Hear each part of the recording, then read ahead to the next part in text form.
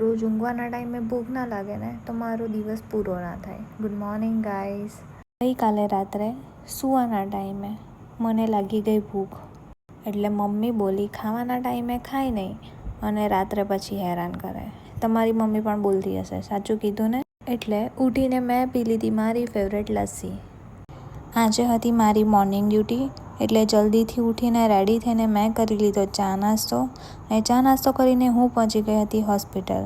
હોસ્પિટલથી ઘરે આવતા થોડું ઘણું રસ્તામાં કામ પતાવ્યું અને ઘરે આવીને મેં લઈ લીધું મારું લંચ.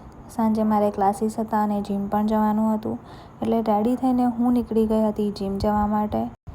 જીમમાં જઈને થોડી ઘણી એક્સરસાઇઝ કરી અને આજે મારી તબિયત કંઈક સારી નહોતી, એટલે હું પાછી આવી ગઈ ઘરે. આજે મેં ક્લાસ સ્કીપ કરી દીધા.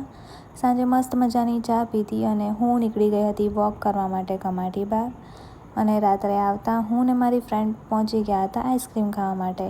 તો આજના વ્લોગમાં આટલું જ. કાલના વ્લોગમાં મળીએ, ત્યાં સુધી bye bye, good night and take care.